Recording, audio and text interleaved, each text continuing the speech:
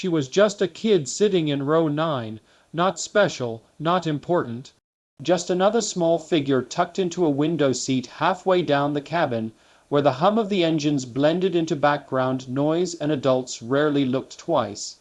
Her legs dangled above the floor, sneakers swaying gently with the vibration of the plane, never quite reaching the carpet no matter how much she stretched her toes. Oversized headphones covered her ears, bright blue against her dark hair. Whatever she was listening to, music, an audiobook, maybe just white noise, it sealed her off from the world. The cabin announcements sounded distant and muffled to her, like they were happening underwater. Her eyes stayed focused on the window, watching layers of clouds slide past, thick and white like endless mountains made of air. To everyone else, she was invisible. Passengers around her were busy with their own lives. A businessman in the aisle seat tapped angrily at his laptop, frustrated by the weak in-flight Wi-Fi. A tired mother 2 rows ahead rocked a restless toddler, whispering promises of cartoons and snacks once they landed. Somewhere behind her, someone laughed too loudly at a movie playing on their phone. The cabin smelled faintly of recycled air, coffee, and the plastic sweetness of packaged snacks. It was just another flight. The kind people forget the moment they step off the plane. The seatbelt sign was off. A flight attendant rolled a cart slowly down the aisle, its wheels clicking softly over the seams in the floor. Outside, the sky was clear, the sun bright enough to reflect off the wing in blinding flashes of silver. The engines droned steadily, a sound so constant it became comforting, like a giant mechanical heartbeat. Calm, normal, boring. The girl in row 9 leaned her head gently against the window, leaving a faint fog on the glass with each breath. She didn't look nervous. She didn't fidget or glance around like some kids did during flights. Her expression was neutral, almost thoughtful, as if she were somewhere else entirely. No one noticed her fingers tapping lightly against the armrest, not randomly, but in a slow, precise rhythm. 1-2 pause, 1-2 pause, a rhythm that meant something only to her. The plane continued forward, cutting through the sky at thousands of feet above the ground. Somewhere far below, cities moved on with their lives, cars stopped at traffic lights, people waited in lines. No one down there had any idea what was happening up here, or what was about to. Then something changed. It wasn't dramatic at first, no alarms, no sudden drop. Just a subtle shift that most passengers didn't consciously register. A slight change in the engine's tone, a tiny vibration that didn't match the usual pattern. The kind of thing frequent flyers might feel but dismiss, trusting that planes were built to handle far worse. The girl felt it immediately. Her tapping stopped, her eyes narrowed just a little, focusing not on the clouds anymore, but on the wing.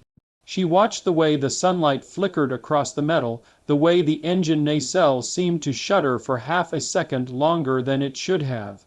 Around her, no one reacted. The businessman kept typing, the mother kept rocking her child, the flight attendant kept smiling, offering drinks.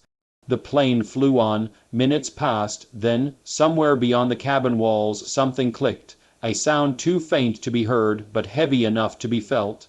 The gentle vibration turned uneven, like a skipped heartbeat. The engine noise dipped, rose again, then settled into a pitch that was almost right, but not quite. Still, no panic. People trusted planes, trusted pilots, trusted the invisible systems working behind the scenes. That trust was why no one noticed the girl straighten slightly in her seat, sliding her headphones down around her neck. For the first time since boarding, she looked around. Her gaze moved quickly, quietly, scanning the cabin not with curiosity, but with assessment. Counting exits, watching the flight attendants, noting the expressions on the faces of the passengers. Calm, distracted, unaware, good, she seemed to think. Then the seatbelt sign chimed softly and turned on. A few passengers glanced up. Some sighed, annoyed. Turbulence, they assumed. Nothing unusual. The flight attendant paused the cart and locked its wheels, offering a practiced smile to a nearby passenger before pushing it into the galley. The girl in row 9 didn't sigh. She placed her feet flat against the edge of her seat, bracing slightly, hands now still in her lap. Seconds stretched, and then without warning the cockpit door opened, not slowly, not casually. It swung open with urgency, the kind that immediately sucked the air out of the cabin. Conversations died mid-sentence, laughter cut off, heads turned. The cockpit door was not something passengers were used to seeing open mid-flight. It was supposed to stay closed, sealed, mysterious. That door represented control, safety, authority. When it opened like that, it meant something was wrong. A flight attendant stepped aside, her face pale, eyes wide with something dangerously close to fear. And behind her stood the pilot. He wasn't smiling. His uniform was slightly rumpled, as if he'd moved too fast. A sheen of sweat glistened on his forehead despite the cool cabin air. One hand gripped the doorframe, knuckles white, steadying himself. His eyes scanned the cabin quickly. Not the way a pilot usually looks at passengers, but the way someone searches for a single, specific thing in a crowded room. The cabin was completely silent now. You could hear the engines, you could hear breathing, you could hear fear creeping in, quiet but unmistakable. People expected the pilot to speak, to make an announcement, to reassure them. Instead, he did something no one expected. He didn't call for a doctor. He didn't ask for a flight attendant. He didn't address the adults. His gaze stopped. Locked directly on row 9, on the kid. For a moment, no one understood what they were seeing. Some passengers followed his line of sight, confused, until they realized he wasn't looking past her. He was looking at her. The girl met his eyes. Her face didn't show surprise, or fear, or confusion. Just recognition. The pilot took a step forward, voice low but carrying through the silent cabin. "Excuse me," he said carefully. "I need you." A ripple of disbelief passed through the passengers. Her, the kid. Parents tightened their grip on armrests. Someone whispered, "Is this a joke?" Another person let out a nervous laugh that died immediately when the pilot didn't smile. The girl reached up and calmly removed her headphones completely, placing them on the seat beside her. Her feet still didn't touch the floor as she stood, but she straightened anyway, shoulders squared in a way that felt far too composed for someone her age. She didn't ask why, she didn't look around for permission, she just nodded once. And in that moment, as the pilot turned back toward the cockpit with the child from row 9 following him, a single thought echoed through the minds of everyone watching. What does a pilot need from a kid at 0 feet in the air? The pilot's voice shook, not loudly, not dramatically, just enough for the people closest to the cockpit to notice that something was wrong. He stood in the aisle, one hand braced against the seatback, the other resting too heavily at his side. His chest rose and fell faster than it should have. For a man trained to stay calm under pressure, trained to guide hundreds of lives through storms and darkness, this moment was clearly not routine. He swallowed once. Then he spoke. Is Raven-9 on board? For half a second, no one reacted. The words didn't make sense. They didn't sound like an announcement or a question meant for passengers. It sounded like a line from a movie, a military call sign, a secret code accidentally spoken out loud. The cabin froze, air vents whispered softly overhead. The engines hummed on, steady but uneasy. Every pair of eyes shifted from the pilot to one another, silently asking the same question. Did he really just say that? A man near the aisle let out a short, nervous laugh. Raven-9. He repeated under his breath, smiling awkwardly as if waiting for a punchline. A woman across the aisle glanced at her husband and shrugged, eyebrows raised. Someone behind row 9 whispered, "Is this some kind of prank?" And no one answered.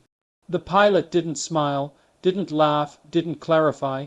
He stood there, scanning the cabin slowly, deliberately, as if the wrong response could cost precious seconds. His eyes moved row by row, face tense, jaw tight. Raven-9, he said again, louder this time, his voice cracking slightly despite his effort to steady it. If you're on board, I need you to respond. And now the silence was complete. No rustling, no whispers. No laughter. People stopped breathing without realizing it. A chill passed through the cabin, not from the air conditioning, but from the realization that this was not a joke. Whatever Raven-9 was, whoever Raven-9 was, the pilot desperately needed them. A mother instinctively pulled her child closer. A man reached up and tightened his seatbelt. The flight attendant near the galley pressed her lips together, eyes fixed on the pilot, hands trembling just slightly at her sides. And then, slowly, quietly, the kid in row 9 moved. At first it was barely noticeable. She shifted in her seat, the fabric whispering softly. Her small fingers unclenched from where they'd been resting in her lap. The oversized hoodie she wore creased as her shoulders straightened. Her head lifted. The girl didn't look around to see if anyone else would answer. She didn't glance at her parents. There were none beside her. She didn't hesitate. She raised her hand, not quickly, not nervously, just high enough to be seen. The gesture was calm, controlled, almost practiced. For a heartbeat, no one noticed. Then the pilot's eyes snapped toward row 9. Locked relief flashed across his face so fast it was almost painful to watch. Relief, and something else beneath it. Fear, maybe, or guilt, or the crushing weight of knowing that the person he needed most right now was a child. "That's her," he said quietly, more to himself than to anyone else. The cabin erupted not with screams, but with confusion. What a kid! Is this real? A man 2 rows back leaned into the aisle. "You mean her?" he asked incredulously, pointing before his wife pulled his arm down. The girl stood up. Her feet still didn't touch the floor properly. She had to balance on the edge of the seat as she straightened, but her posture was steady. Her hand lowered slowly back to her side, and then her face changed. The softness disappeared. The distant, quiet look she'd worn since boarding was gone, replaced by something sharper. Focused, her eyes seemed darker somehow, more alert, like someone who had just been switched on. She wasn't confused. She wasn't scared. She was ready. The pilot walked toward her, each step heavy with urgency. As he approached, the people seated nearby leaned away instinctively, creating space without realizing it. No one spoke. No one dared interrupt. When he reached row 9, he stopped. Up close, the contrast was unsettling. He was tall, broad-shouldered, wearing the authority of decades in the air. She was small, barely reaching his chest, her sneakers scuffed, her backpack tucked beneath the seat like any other child's.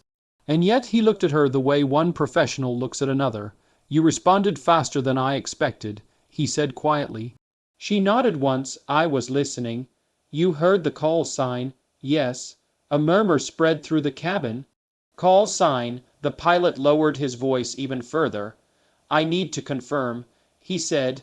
"You are Raven-9." "Yes, sir." No hesitation. No uncertainty. A man across the aisle shook his head slowly. "This is insane," he muttered. The pilot closed his eyes briefly, as if bracing himself, then opened them again. "When was your last simulation?" 3 weeks ago, she replied. "Full emergency sequence, dual engine failure, manual landing." The words meant nothing to most of the passengers, but the way she said them did. Clear, precise, technical. The pilot exhaled sharply through his nose. Of course it was. A flight attendant stepped forward, voice trembling. "Captain, she's just I know." He cut in not unkindly. "I know." He looked back at the girl. "You understand why I called for you?" "Yes." "You know what's happening?" "Yes." "You know what I'm about to ask?" She didn't answer right away. For the first time her eyes flicked briefly toward the cabin. At the dozens of strangers watching her, at the fear slowly spreading across their faces as reality began to settle in. Then she looked back at the pilot. "Yes," she said again. "I know." The pilot nodded. "Then I need you in the cockpit, now." The words landed like thunder. A woman gasped audibly. Someone whispered, "Oh my God." Another person shook their head in disbelief, hands pressed to their mouth. A child in the cockpit. The girl stepped into the aisle. As she walked forward, the cabin parted for her like water.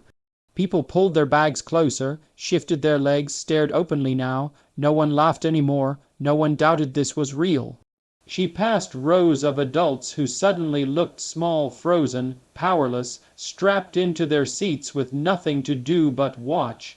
Halfway to the cockpit, she stopped. The pilot turned. "What is it?" She looked up at him. "You should tell them," she said quietly. "Tell them what?" "The truth," she replied. "They'll feel it anyway." The pilot hesitated, then he turned to face the cabin. His voice was steady now, but only because he forced it to be. "Ladies and gentlemen," he said, "we are experiencing a situation that requires immediate assistance. There is no need to panic. We are addressing it."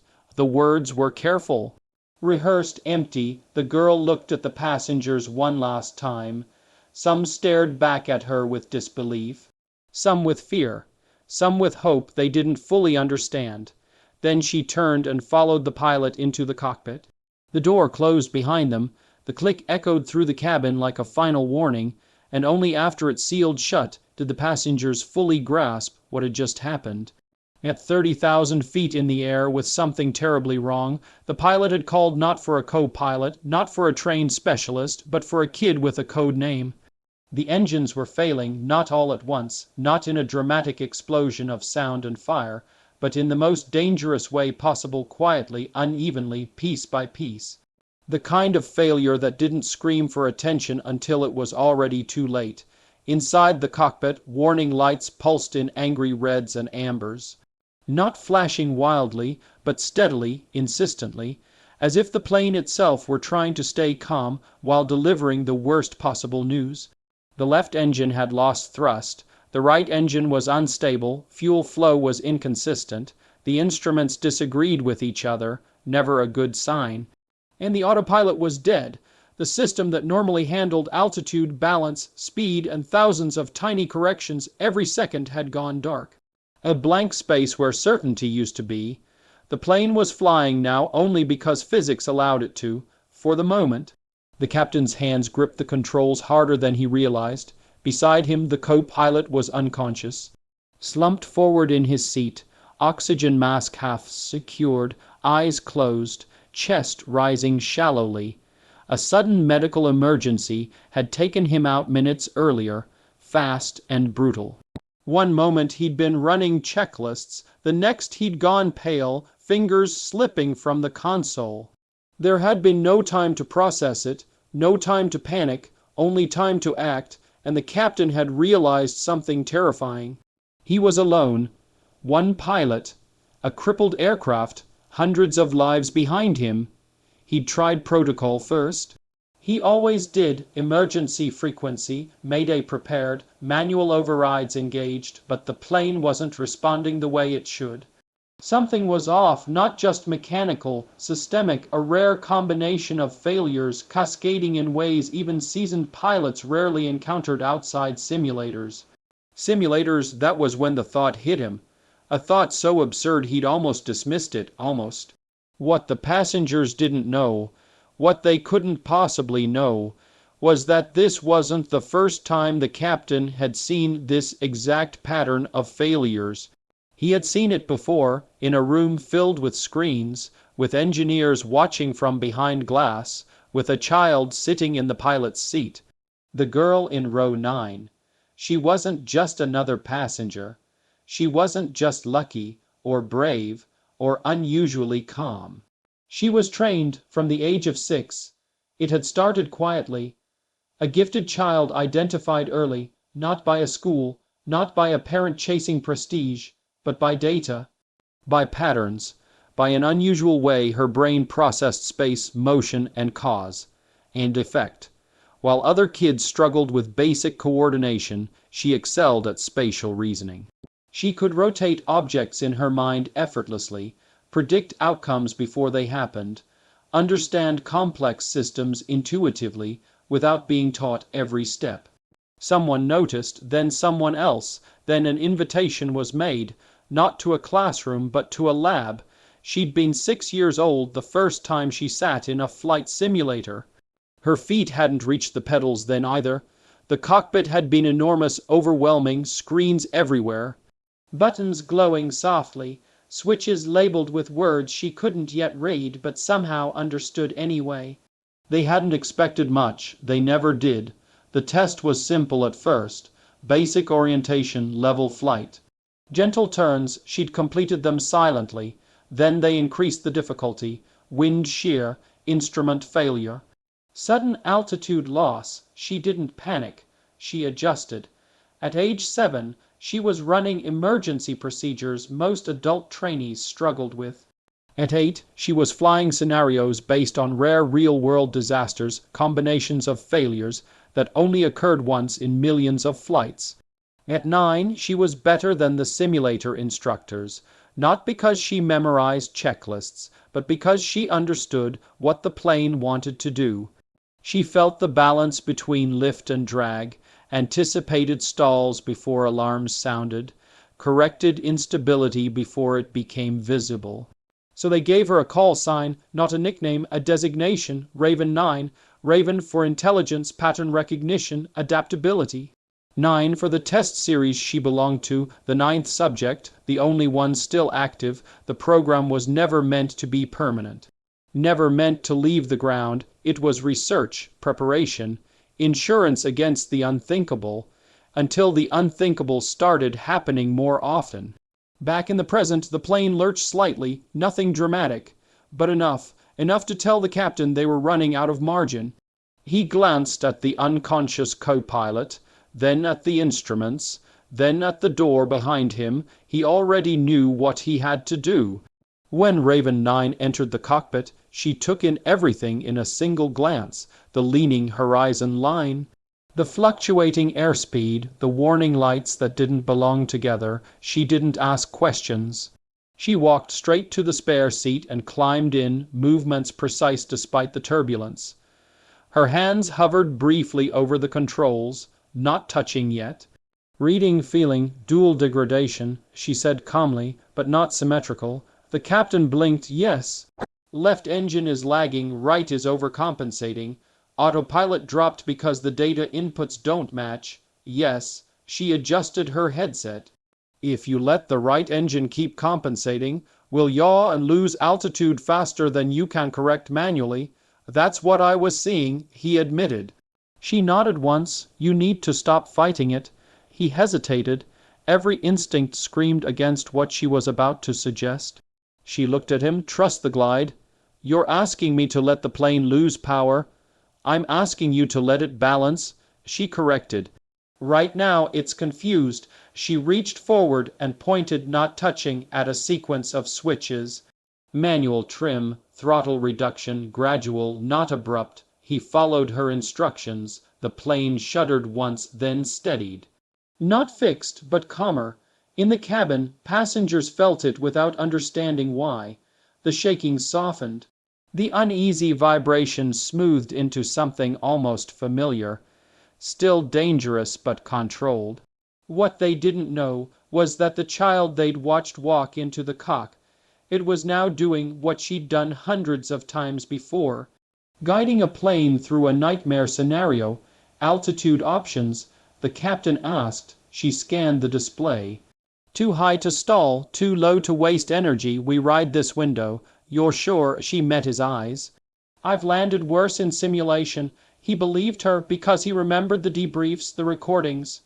The way she'd saved virtual planes everyone else crashed. The way instructors had gone quiet watching her fly.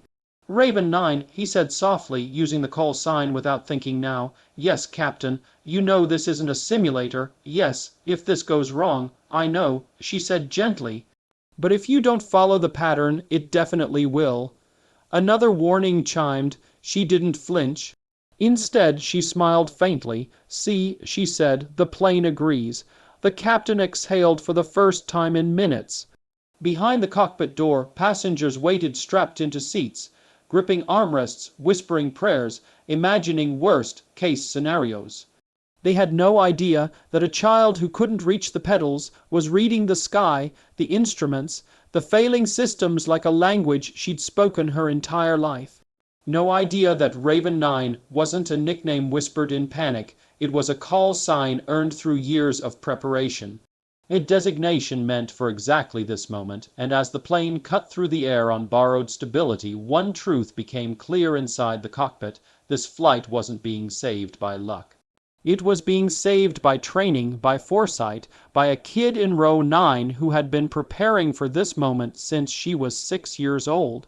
She entered the cockpit, the door sealed shut behind her with a heavy mechanical click, cutting off the cabin and everything it held: fear, prayers, whispered goodbyes.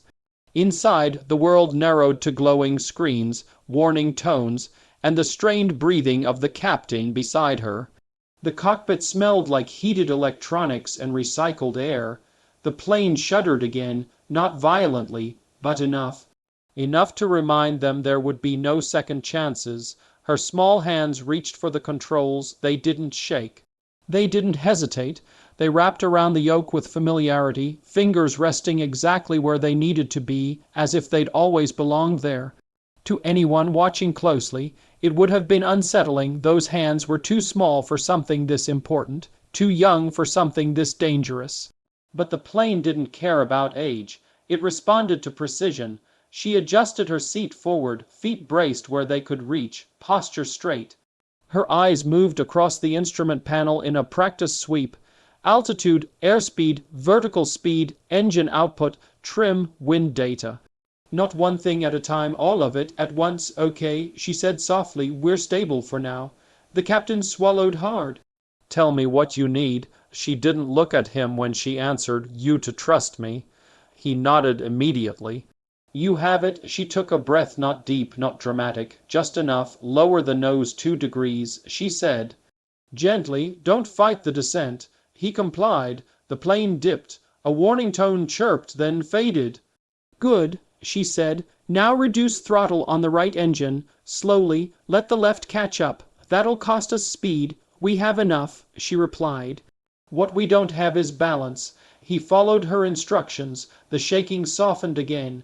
Inside the cabin, passengers felt it and looked around in confusion. The turbulence hadn't stopped, but it had changed, less chaotic, more controlled, as if the plane had finally stopped arguing with itself. In the cockpit, the girl leaned forward slightly, eyes narrowing. We're not making the original runway, she said.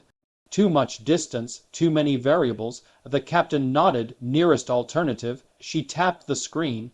There, he stared. That strips short, yes. And surrounded, yes. Raven-9, we can do it, she said, cutting him off. Not sharply, not arrogantly. Just factually, but only one way. He waited. No go-around. She continued. Once we commit, we commit. The weight of that settled over the cockpit. The captain glanced at the co-pilot, still unconscious, then back at the girl. If we're too high, we won't be, she said. If we're too fast, we won't be. And if you're wrong, she finally looked at him. Her eyes were calm. Not fearless, just certain. Then we were already out of options, she said gently. Another warning sounded, this one sharper. She reacted instantly. Flap stage 1, now, he complied. Trim manual, hold it there. The plane groaned, metal protesting as air resistance increased. Speed bled away. The horizon tilted slightly as she corrected with subtle pressure on the controls.